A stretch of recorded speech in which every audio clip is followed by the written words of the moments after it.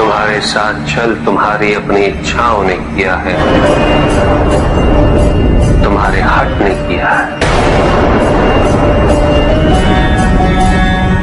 तुम्हारी अपनी सोच ने किया है। ये रहस्य नहीं कि प्रत्येक आत्मा मुक्ति की इच्छुक होती है। जो मरता है वो है पंचभूतों से निर्मित शरीर।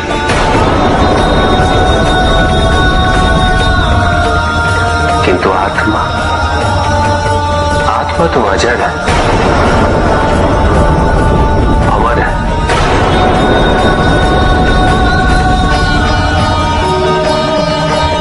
जिसकी यात्रा मोक्ष पर संपूर्ण होती।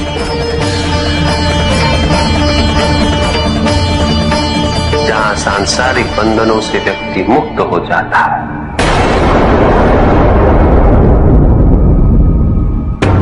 सारी इच्छाएं लुप्त हो जाती।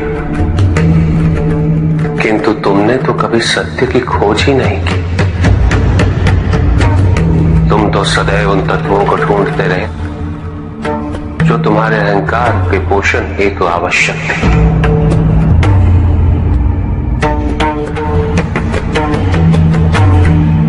किंतु सत्य तो यही है कि ना कोई तुम्हारा है और ना तुम किसी के। जो है वो परमात्मा का है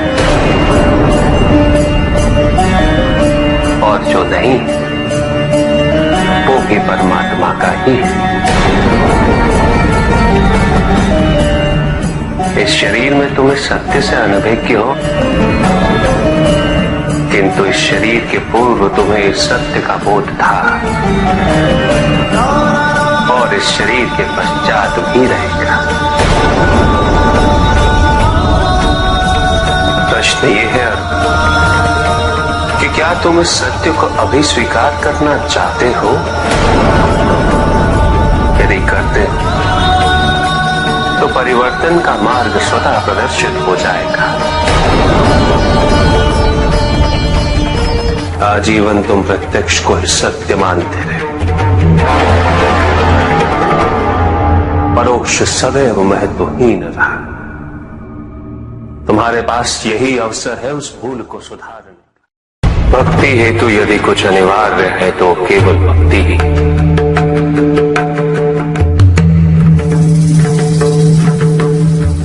किंतु प्रश्न ये है कि क्या आपकी भक्ति संपूर्ण है?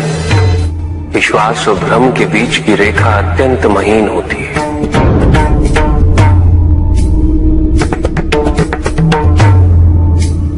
असंख्य व्यक्ति ये नहीं समझ पाते कि उनका विश्वास विश्वास है या भ्रम।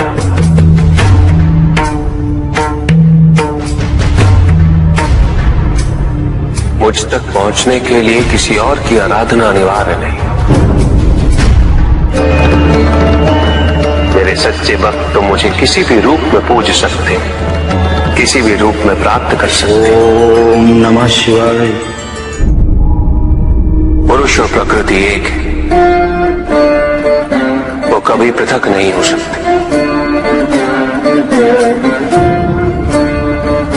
शक्ति शिव के बिना अधूरी है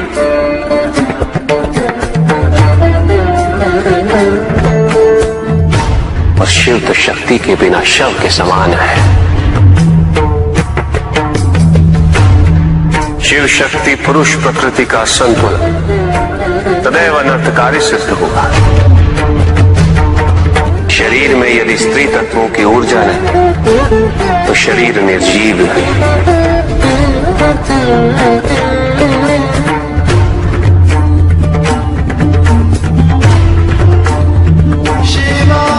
शक्ति और शिव के संपूर्ण रहस्यों को समझ लेना भक्ति, ज्ञान और तपस्या की पराकाष्ठा है।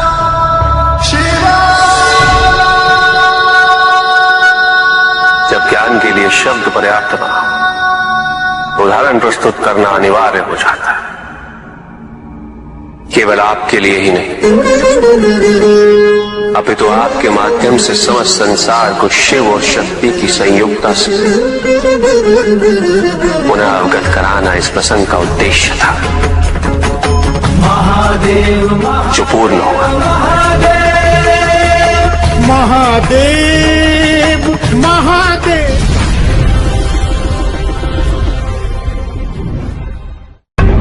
सत्य को जानने के लिए वन में जाना अनिवार्य नहीं है। अपने निजी, पारिवारिक और सामाजिक दायित्वों का परित्याग भी आवश्यक नहीं। सत्य तो सदैव हमारे साथ है, हमारे सामने है, किंतु हम स्वयं धीरे धीरे उस पर अपने क्रोध, अपने अहम, भय, विचार और महत्वाकांक्षाओं जैसे कई आवरण चढ़ा देते हैं। सत्य हमसे नहीं, हम स्वयं सत्य से दूर हो जाते हैं।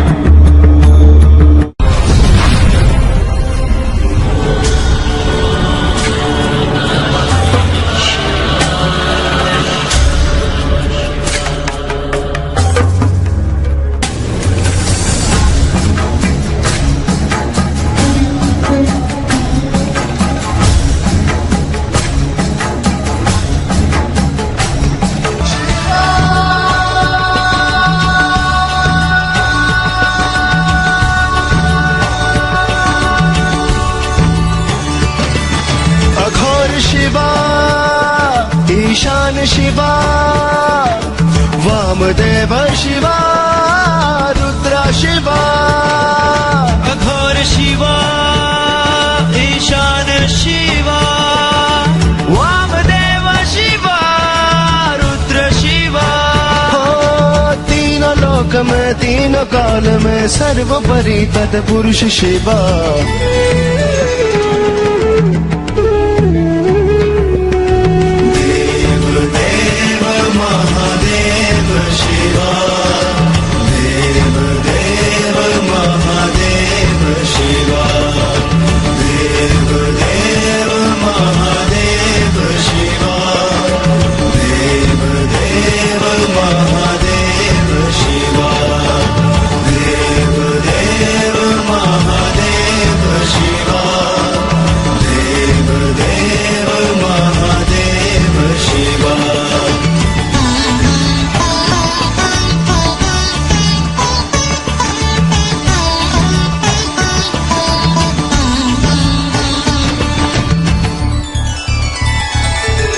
सत्य शिवा, काल शिवा, चंद्र सजाए भाल शिवा। सत्य शिवा, काल शिवा, चंद्र सजाए भाल शिवा। जो है सब है अर्पण शिव को, है सर्वस्व समर्पण शिव को।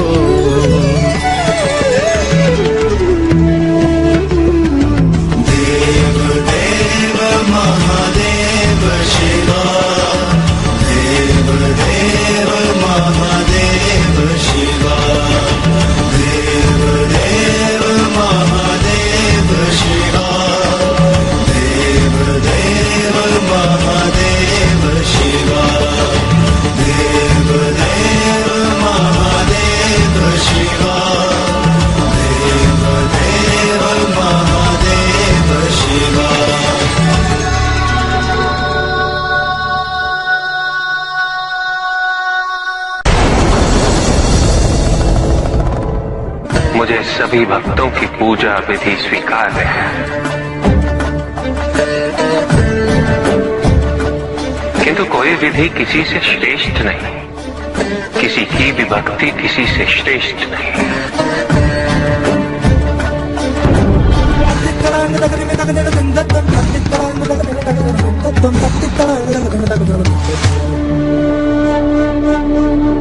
संसार से दीनता, भूख और हिंसा को दूर करना। भेदभाव भी हिंसा ही है, किसी का अनादर भी हिंसा है, किसी की उपेक्षा भी हिंसा है। उपासना है मेरे समाज में शांति और अहिंसा की स्थापना, निर्बलों की सेवा और उनका सत्कार, दुग्ध अर्पित करना। यदि भक्त के मन को दुग्ध की भांति निर्मल ना बनाए तो ये व्यर्थ है, ये अर्पण व्यर्थ है। क्योंकि संसार में न जाने कितने ही शिशु केवल भूख से अकाल मृत्यु को प्राप्त हो रहे हैं। ऐसे में दुग्ध अर्पित करने का उचित स्थान मेरा विग्रह नहीं, अपितु वो शिशु है जो निराश्रित है और उपेक्षित है। जब तक इस संसार में कोई भी शिशु भूखा है, समझ लो कि मैं भूखा, और मेरी श्रद्धा तभी शांत होगी जब उस निराश्रित शिशु को आहार मिलेगा। जब तक इस संसार में कोई भी जीव व्यथित है, समझ लो कि मैं व्यथित हूं। जब तक संसार में अन्याय और भेदभाव है, ये समझ लो कि मैं प्रतिपल पीड़ित हूं। संसार की शांति में ही मेरे मन की शांति। पंच महाभूतों का महाभाग है जल। जल द्वारा मेरे अभिषेक से जीवनदायी जल की अवमानना नहीं होती है। क्या ये जल का सर्वोत्तम उपयोग है? क्या श्रद्धा और विश्वास को प्रकट करने के लिए जल का अर्पण पर्याप्त है? क्या निर्जल पूजा करने से मैं मन की भावनाओं को महत्व नहीं दूंगा? जल आत्मा की संजीवनी है। असंख्य मनुष्य व जीव जंतु जल के अभाव में जीवित रहने के लिए विवश रहते हैं। न जाने कितने व्यक्ति जल की एक बूंद के लिए तिरछित रहते हैं। ऐसे में जब नदी की भांति जल मुझ पर अर्पित किया जाए, मुझे पीड़ा होती है। जल शरीर का संचालक है। यदि मेरे भक्त इसे जीवन सुरक्षा हेतु अर्पित करेंगे, मैं तब भी मदद हो उठूंगा।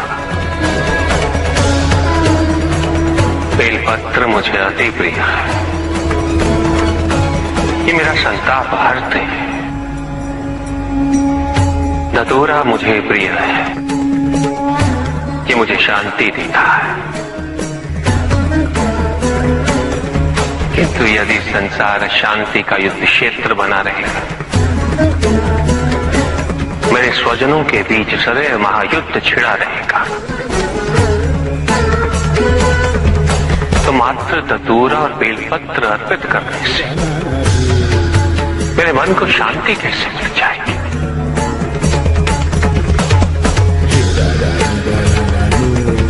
मेरी पूजा संपन्न कैसे हो जाएगी? उपासना में यदि मेरे जैसे हो जाने का भाव है, तो मेरी सच्ची उपासना है। यदि उपासना का भाव मेरे लोग और मेरे समीप आने की कामना है, तो सच्ची पूजा और भावना है। तुम मन में स्मरण करो, मैं सुनता हूं। तुम मन में मुझे पुकारो, मैं आता हूं। मुझे कुछ नहीं चाहिए। यदि तुम मन को शिवमय बनाते हो, तो वही मेरा शांति से परिपूर्ण कैलाश है, वही मेरी सुंदर काशी, वही मेरी उज्जैनी है। कौन सी विधि, कैसी विधि? अपने आप से पूछो कि पूजा का अर्थ क्या है। पूजा तो केवल एक माध्यम है मुझ तक पहुंचने का, मुझसे जुड़ने का, मुझसे एक होने का। किंतु जो मुझे ही विभाजित कर दे वो मुझसे एक कैसे हो सकता है? कैसे जुड़ सकता है मुझसे? जो अपनी भक्ति के मार्ग को औरों के मार्ग से श्रेष्ठ समझे, उसकी पूजा में सदैव अहंकार विद्यमान होगा। पूजा करने के लिए श्रेष्ठता का नहीं, समानता का भाव आवश्यक है। समानता केवल उनमें ही आ सकती जिनका मन अपने आराध्य के प्रति समर्पित है। क्या पूजा साधनों पर आश्रित है, सामग्री पर आश्रित है, विधि पे आश्रित है, या भक्त के भाव पर, उनके विचारों पर? यदि पूजा करते समय व्यक्ति को ये स्मरण रहे कि वो कितनी श्रद्धा, कितने समर्पण और कितनी भव्यता से पूजा कर रहा है, तो वो पूजा नहीं। जिस व्यक्ति के मन में ये विचार कि उसके पास पूजा के पर्याप्त साधन नहीं, तो पूजा उसकी भी सच्ची नहीं होती। पूजा तो केवल वही सच्ची है जब भक्त के मन में आराध्य के अतिरिक्त कोई विचार ना हो, कोई संकोच ना हो। भक्त को यह अनुभूति हो कि वो अपने आराध्य से पृथक नहीं, उसके आराध्य उससे पृथक नहीं। और जो भक्त ऐसा सोचेगा वो भक्ति के अन्य मार्गों का भी सम्मान करेगा। मेरी प्रार्थना करने के लिए प्रेम पूर्ण हृदय चाहिए, ऐसा हृदय जो जीवन के प्रत्येक क्षण प्रेम पूर्ण रहे। और यह तभी संभव है जब व्यक्ति सबसे पहले अपने आप से प्रेम करना सीखे, अपने आप से जुड़ना सीखे। जब तक व्यक्ति को अपने मन में विद्यमान दिव्यता की पहचान नहीं होती, वो दूसरों में भी उस दिव्यता को नहीं देख सकता।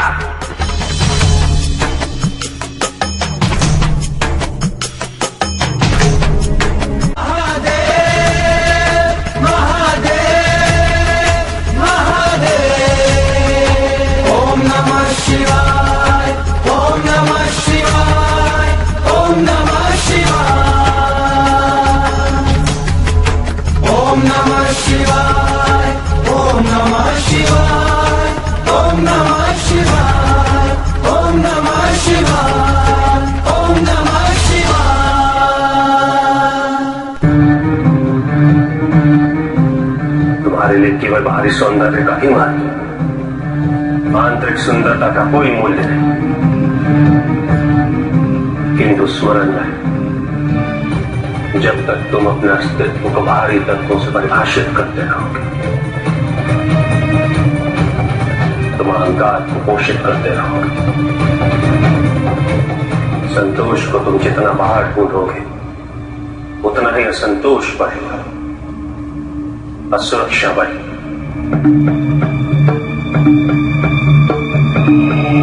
क्योंकि तुम्हारे बाहर जो कुछ भी सब नश्वर है। संतोष के लिए जो भी अनिवार्य है वो तुम्हें केवल भीतर ही प्राप्त होगा, और अपने अंतर्मन तक पहुंचने का मार्ग केवल योग से ही प्रशस्त हो सकता है। गुरु का स्थान तो इस संसार में ईश्वर से भी बड़ा होगा। जिस प्रकार सूर्य के उदय होने पर अंधकार दूर होता है, उसी प्रकार गुरु के वचन मन में फैले अंधकार को नष्ट करते, उसे ज्ञान की दिव्यता से सुसज्जित करते। गुरु की शरण तीर्थ के समान होती, जो गुरु का अपमान करे, जो गुरु पे संदेह करे, जो गुरु की अवहेलना करे, उसका अंत तो निश्चित होता है। गुरु की स्वीकृति और उनके आशीष के बिना किया गया कोई भी कार्य अपनी पराकाष्ठा तक नहीं पहुंच सकता। गुरु की योग्यता और गुरु की मानता उसके शिष्य की सफलता पर आश्रित नहीं होती। देवगुरु गुरु तो ज्ञान का महासागर होता है। इस महासागर में कौन सा शिष्य कण चुनता है और कौन सा मूर्ख, ये तो शिष्य पर ही निर्भर करता है।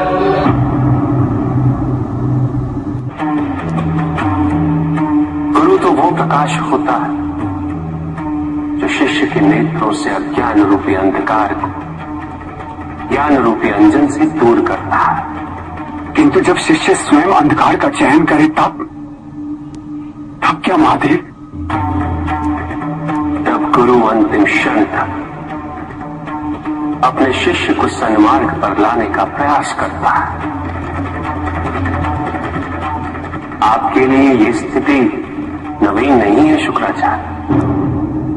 देव हो या दानव, प्रत्येक जीव के अपने जीवन में कभी न कभी एक गुरु के मार्गदर्शन की आवश्यकता होती है ना। स्वयं को अभागा न कहे शुक्राचार्य। एक गुरु कभी अभागा नहीं होता। अभागे तो वो शिष्य होते हैं जो एक श्रेष्ठ गुरु का मार्गदर्शन प्राप्त होने पर भी अपना कल्याण नहीं कर पाते। अब आप अपना दायित्व निभाएं। परिणाम अंधक के निर्णयों पर भी निर्भर होगा। आप अपने दायित्व की पूर्ण एकाग्रता से करें, भले ही कोई भी आपके समक्ष आए, कोई भी।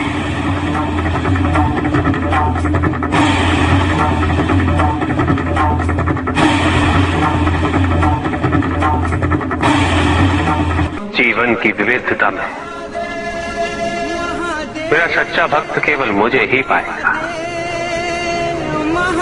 और भक्त सदैव ये भी स्मरण रखेगा कि यही विविधता इस सृष्टि की विशेषता है। सभी को अपने मन और अपने विचारों के साथ इस संसार में वास करने का अधिकार प्राप्त हुआ है, और दूसरों के विचार, दूसरों के दृष्टिकोण, दूसरों की जीवन पद्धति, दूसरों के धर्म की रक्षा करना है सबसे बड़ा धर्म है। किसी को मिटाने का नहीं, उसे पल्लवित करने का प्रयास करना ही सही मार्ग है। इसीलिए कैलाश पे सर्प भी है और मूषक भी, मयूर भी और सिंह भी, और बैल भी। किसी को किसी का भी भय नहीं। सब एक साथ सुख और शांति से अपना अपना धर्म निभाते रहे। कहीं कोई वर्चस्व या प्रभुता का प्रयत्न नहीं, क्योंकि वर्चस्व तो धर्म विरोधी है। प्रभुता की आवश्यकता उन जीवन पद्धतियों में होती है जहां मत वैभन्य का आदर नहीं होता। और स्मरण रहे, आने वाले समय में विविधता और भी बढ़ेगी, मतों की विविधता बढ़ेगी,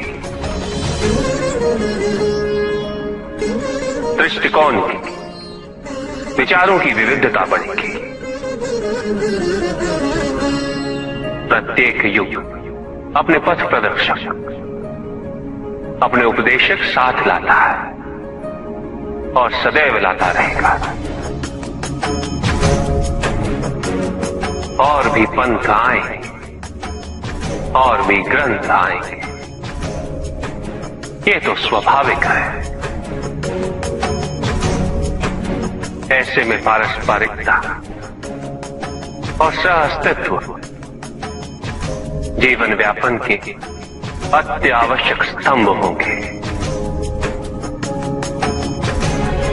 एक दूसरे की सहायता करना, विचारों का आदान और प्रदान होना, इनकी आवश्यकता समय के साथ साथ बढ़ती रहेगी। जितना भी भिन्नता को सम्मान दोगे, उतना ही संसार में सामंजस्य बढ़ेगा। यही समन्वय शांति और अहिंसा सद्भाव का आधार बनेगा, विकास का आधार बनेगा। और यही विकास जब जब तुम्हारी प्रसन्नता बनकर प्रत्यक्ष होगा, तब तब मुझे प्रसन्नता होगी। ओम नमः शिवाय, ओम नमः शिवाय, ओम नमः शिवाय, ओम नमः शिवाय, ओम नमः शिवाय।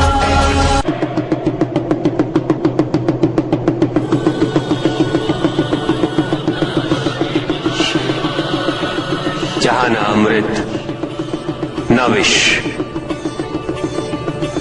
न सुख, न दुख, न स्वर्ग, न नरक, वही परम आनंद है। उसी परम आनंद तक की यात्रा है तुम्हारी। ये यात्रा आनंद के सानिध्य की है, ये यात्रा सानिध्य के आनंद की है। और इस यात्रा में मैं प्रतिपल तुम्हारे साथ हूं। मुझे ढूंढो मत, केवल पहचानो, तुम ही मैं हूं, मैं ही तुम। हर आरंभ का मैं ही अंत हूं और हर अंत सदैव मेरा ही आरंभ होगा। देव देव महादेव शिवा, देव देव महादेव शिवा। मैं वो हूं जो नहीं है,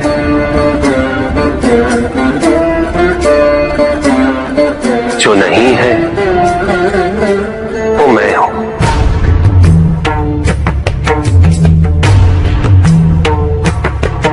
चिरकाल तक सभी को ये स्मरण रहे, जब आप में श्वास है तो मैं आप में हूं। देव देव महादेव शिवा, देव देव और जिस क्षण आप में श्वास नहीं, देव देव तब आप मुझ पे हैं। देव शिवा, देव देव। किंतु प्रभु, ऐसा कोई ज्ञान तो इस संसार में है ही नहीं। वेद तो ईश्वर की आराधना, व्रत, तप, ज्ञान आदि क्रियाओं से करना सिखाता है। तो फिर निर्गुण वाली बात सत्य कैसे हो सकती है? वेद में ही सारा ज्ञान है पंडित महोदय। वेद का सही अर्थघटन करना इस समय संभव नहीं।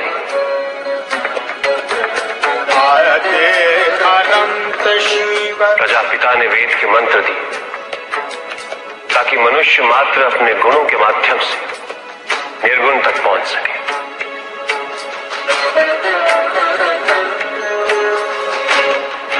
किंतु आप सब गुणों की मीमांसा में ही रुक गए। प्रश्न भी आपका और उत्तर भी आप ही का। व्रत, तप, दान, यज्ञ इत्यादि से ही संसार का निर्वाह होता है। उसी वेद में ईश्वर प्राप्ति के लिए निर्गुण बनने का मार्ग छिपा हुआ है। उस ज्ञान को आप देख नहीं पाते पंडित महोदय, इसीलिए अपने आप को देवताओं से अधिक ज्ञानी समझते।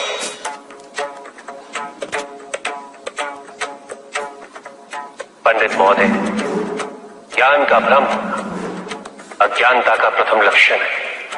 इस प्रकार भरे हुए पात्र में कुछ नहीं समाता, उसी प्रकार ज्ञान के अहंकार से भरे मन में अधिक ज्ञान नहीं समाता। जहां प्रश्न नहीं वहां जिज्ञासा नहीं,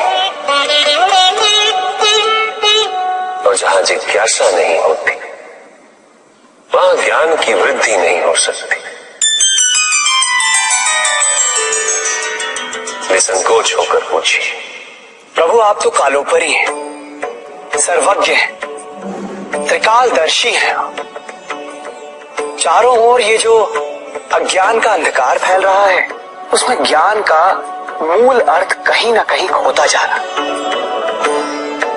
मेरा आपसे विनम्र निवेदन है प्रभु, किसी अन्य विषय पर चर्चा आरंभ करने से पूर्व हमारे और इस समस्त संसार के कल्याण और मार्गदर्शन हेतु